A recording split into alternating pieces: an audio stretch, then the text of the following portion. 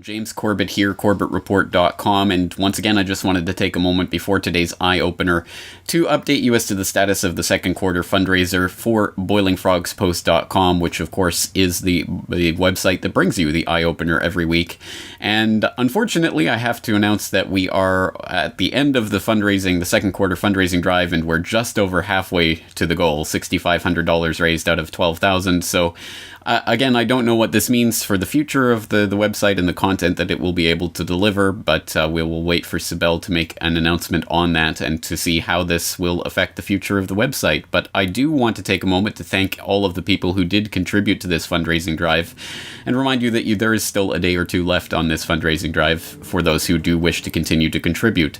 And once again, this is alternative media. It is not brought to you by the foundations or the Rockefellers or the Carnegies or whoever else. It's brought to you by you. So I do truly appreciate all the people who took time out of their day and money out of their savings to contribute to this fundraising drive and to help keep this alternative voice coming to you. And on that note, let's get straight into today's eye-opener report.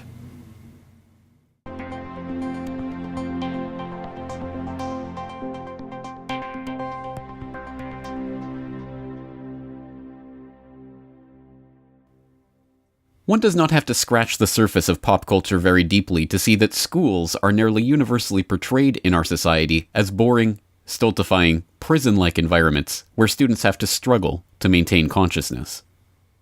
Says that at this point on the revenue curve, you will get exactly the same amount of revenue.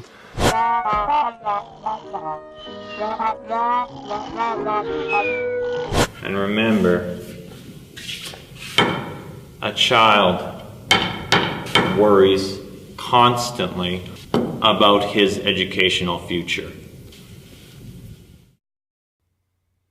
As we examined last week, this state of affairs is not the result of random happenstance or a failure of the government to throw enough money at the problem, but a structural feature of the modern education system that was consciously constructed by the industrial robber barons and financial giants of the early 20th century, including the Carnegies and the Rockefellers, and promoted by the politicians under their influence, including Woodrow Wilson, who, years before coming into office as President of the United States, delivered a lecture on the meaning of a liberal education, where he stated, "We want one class of persons to have a liberal education, and we want another class of persons, a very much larger class, of necessity, in every society, to forego the privileges of a liberal education and fit themselves to perform specific, difficult manual tasks."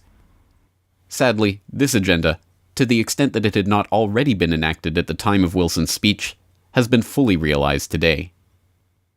You give your kid away at his most, or his or her most plastic years, to a group of strangers. You accept a promise, sometimes stated and more often implied, that the state, to its agents, knows better how to raise your children and educate them than you, your neighbors, your grandparents, your local traditions do. And that your kid will be better off so adopted. By the time the child returns to the family or has the option of doing that, very few want to. Their parents are some form of friendly stranger too, and why not? In the key hours of growing up, strangers have reared the kid. Now let's look at the strangers, of which you were one and I was one. Regardless of our good feeling toward children, regardless of our individual talents or intelligence, we have so little time each day with each of these kids, we can't possibly know enough vital information about that particular kid to tailor a set of exercises to that kid. Oh, some of us, will try more than others, but there simply isn't any time to do it to a significant degree. So what we do is accept, and of course if we don't accept this, we're fired or harassed. We accept a state's prescription that's written in manuals. You do this first, and this second, and this third, and here you have a little latitude to talk to the kids. And the way the state checks on whether you've followed that diet is there's standardized tests given at intervals. If your kids do badly, it does not mean that they're bad readers or anything else. It means that they haven't been obedient to the drills the state set down, and they're marked for further treatment later on, or they're marked to be excluded from responsible jobs. The next logical step in this agenda is the implementation of Common Core, a set of educational standards so poor that those tasked with validating those standards refuse to do so. So my conclusion is that states need to reconsider their decisions for more than substantive reasons. There has been no validation of Common Core standards by a public process. In the national policy, this is right from this document, in national policy there is increasing attention on 21st century competencies, which encompass a range of non-cognitive factors, including grit, and persistence is now a part of Common Core state standards for mathematics. One of the measurements mentioned is behavioral task performance, digital measurements, MRI, facial expression cameras, posture analysis seats, pressure mouse, wireless skin conductance sensors, which are lie detectors. And if you think I'm kidding, right here in this document, there are the pictures and all the verbiage around facial expression cameras, posture analysis seats, pressure mouse, wireless skin conductance sensors. And they also talk about a thing called fMRI, where they actually image a child's brain function as the brain is functioning while it's reading or learning or under stress. That's in here too. They want to do this to every child? Mm-hmm. Every child will be monitored in every way conceivable. I always like to end with good news. This is my granddaughter. And why am I? She's a year old. She stole the brownie from Daddy and is running away. That's Daddy behind her. Why am I showing you her? Well, she's adorable, of course. But also because every one of you has a face that looks just like that in your life. Every one of you. That's just the delight of your heart. What does the government call that face? A widget. In August of last year, the Pennsylvania Department of Education testified in front of the House Education Committee and said that the outcomes of education, like widgets, need to be the same. And they used the word widget. They said that if you buy a hamburger in a McDonald's in Erie and then you go to Philadelphia and buy a hamburger in the McDonald's, it's the same hamburger. So why can't the children be the same? But for those who are opposed to this conception of schooling, the rote memorization and endless standardized testing, the introduction of biosensors and other devices into the classroom to monitor students' behavior, the prolongation of childhood and arbitrary grouping of individuals by age, the unquestioning obedience to authority that is inherent in the classroom dynamic, the training for the workforce implicit in the segregation of tasks into arbitrary work periods, the Pavlovian conditioning of the bell. What is the alternative? What can be positively proposed as a counterbalance to this palpably destructive form of modern-day schooling? This is not a rhetorical question. It is a very real question that has real answers in the real world. One clue as to an alternative system can be found in the Netherlands, where the prestigious University of Groningen, celebrating its 400th anniversary this year, is establishing a new University College Groningen that promises to challenge preconceptions about schooling, education, and the learning environment. One of the professors helping to establish the UCG curriculum is Tjeerd Andringa, an associate professor in sensory cognition who will be leading a course on the intersection of geopolitics and cognition that will push the boundaries of content and form of education. Some time ago, I wrote a piece about Woodrow Wilson's famous quote about we want two classes of people, one with a liberal education and one without a liberal education. So I started to research what actually was the difference between a liberal education and a normal education. And at a certain moment I sent that to a civil servant of our university. And that civil servant read the paper, we discussed it, and he decided that I should be a good member of the liberal arts education that we were just starting at the University of Groningen. So a week later I had a job there. So tell us about the curriculum you're developing. What kind of bachelor's degree is this going to be? It's a liberal arts and sciences bachelor's degree. It is international. It's basically for all types of students who are pretty good in mathematics and are 7 out of 10 or better, and have a very broad interest. So that is the important thing. And what we are going to do with the students is basically the first year we're going to make them very broad so that they know all kinds of different types of knowledges from different perspectives, and that they know where all types of information are actually. Maybe they don't understand everything, but at least they know where it is, that it's valuable in certain situations, and that they appreciate information really well. That is the grammar phase, the structure of knowledge. In the second year, we are going to the logic phase, which is about solutions, which is about how all types of knowledge can be used for a particular solution. And then you're working on the consistency of information. So how can you build a very consistent view on a particular part of the world, a scientific problem, something with a societal impact. And that will be the second year, so solutions. And the third year is actually solving the problem and selling that problem to the rest of the world and becoming a leader or an example. And so we do, say, 3 things. We open your horizon, we make you a little bit into a scholar, and then we help you to become a leader. Another professor who attempted to provide a challenging, radical, anti-establishment learning environment of self-directed education was Denis Rancourt, who, in his tenured position at the University of Ottawa, experimented with a course on activism in society until railroaded out of the university by threatened bureaucrats and administrators. In 2011, he appeared on the Corbett Report to discuss his experience. So one venue was a course that I developed, which is called Physics and the Environment. And I was given a free hand in that course. It was in a new environmental studies program. And so I decided to bring in politicians, activists, all kinds of societal players that would motivate the learning of the physics and the environmental science. And it just grew from there.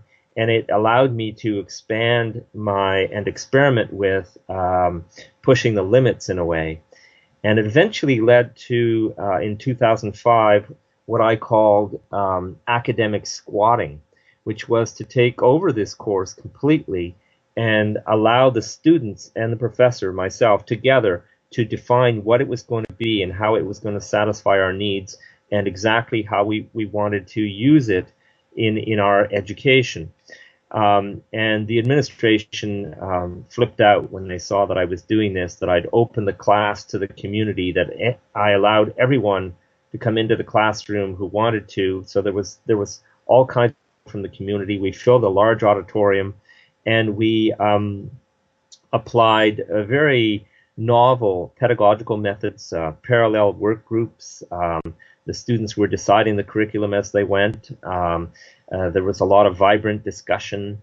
It was a real life-changing experience for many students, and it generated so much enthusiasm that the students wanted to have their own officially recognized activism course in the university curriculum. So they fought to create an activism course, and the reason they felt they needed to do that was that this academically squatted course was resisted quite strongly by the administration. I mean, the dean of the Faculty of Science barged into the second class of that course, and announced that it was over, that if they had to, they would replace me, and so on. And the students said, "We don't think so." And you have to realize that, the great majority of activists on campus and in the community were in that room when the dean tried to intervene like that and shut it down. So there was a battle, and the students won, and the course was given as we had intended. There is no one set method for education. Every child is different. Each will learn in their own way, respond to challenges and tasks in different manners, benefit from different approaches and different levels of outside input and self-direction. But that is the real task of education. Not teaching children to memorize names, dates, and figures out of a textbook and regurgitate them on the test paper, but to help them understand who they are as individuals, what they can contribute to the world, and how they can connect with those around them. There are classrooms around the world where these experiences are a core part of the education environment as well, and in very rare instances, as in the case of Toshiro Kanamori's 4th grade class in Kanazawa, Japan, followed throughout the year by NHK's cameras in 2003 for a remarkable documentary, the results are as powerful as they are undeniable. Mr. Kanamori's class has a tradition. Every day in homeroom, 3 students read aloud letters they've written. They're called notebook letters. They're written to the other students, and they're a true, surprising record of what these 10-year-olds really think. Happiness, irritation, determination, gratitude, whatever's real, because the other children will pick up whatever isn't.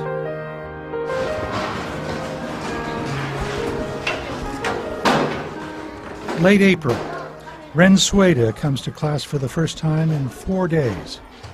His grandmother died.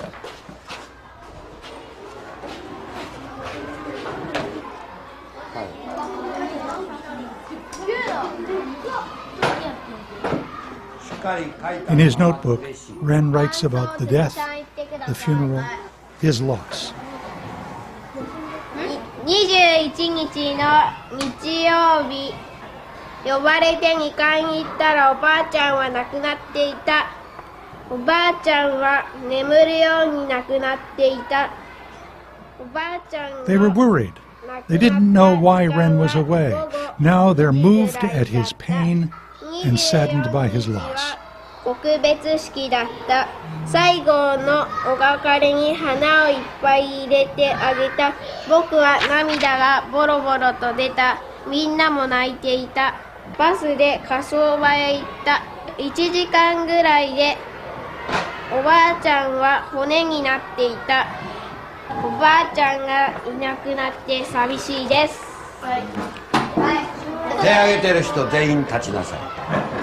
The letter unlocks some brutal and long-hidden memories. 僕もおばあちゃんがなんか亡くなっ全がんでなんか全体ががんになるので死んでその時に僕はもう And before long, the notebook has other memories rising to the surface. どう言ったのとか聞いていてその時のことを思い出したのでスエダさんの気持ちはよくわかりました。私の誕生日の日の前の夜におじいちゃんが寝ながら亡くなってしまって私はおじいちゃんの顔を見れずに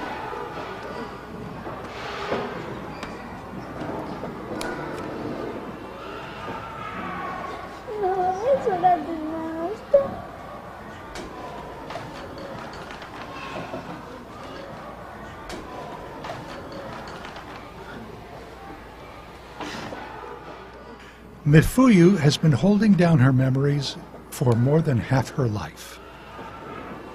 私は3歳の時にお父さんが亡くなって命の危機の時も書きたかったんだけど書こうと思ったんだけど書けないくらい悲しくて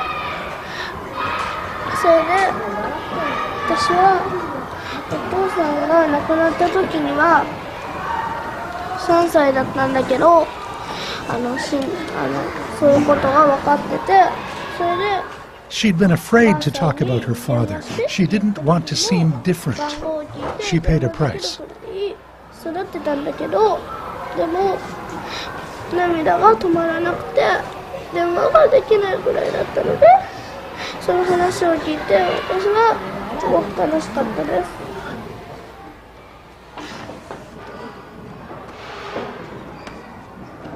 Now, at last, she feels safe enough to talk about her missing parent.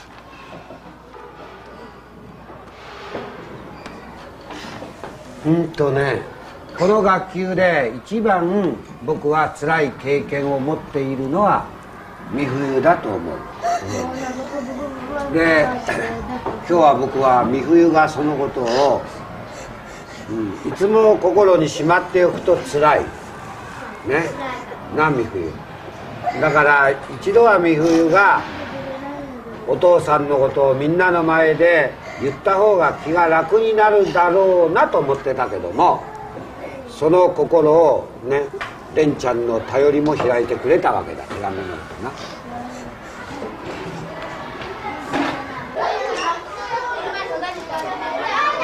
れ調べて分かったことを書いていきな。They're trying to understand. They all find it painful. Some find it unbearable.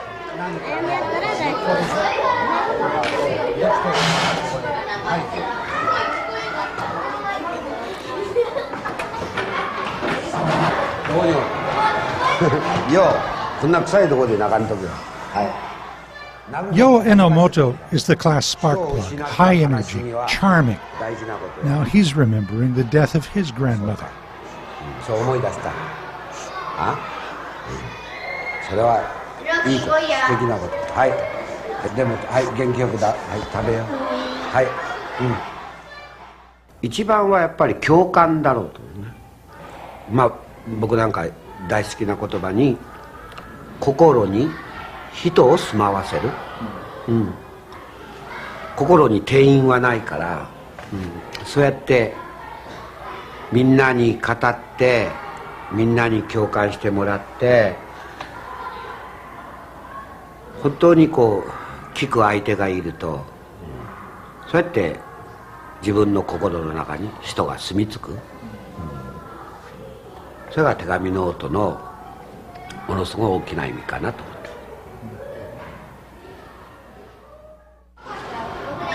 Now, Mifuyu's gotten up the nerve to bring a picture to class, her most precious picture.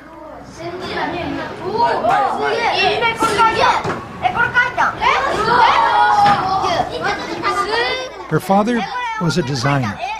This was his last work, a model for a parade exhibit. He died before it was built. これのを使ったパレードがあった時にはお父さんはもう亡くなっていたんですが、お母さんは見ようと思ったけど怖くて見れなかったって言ってました。はい、ありがとう。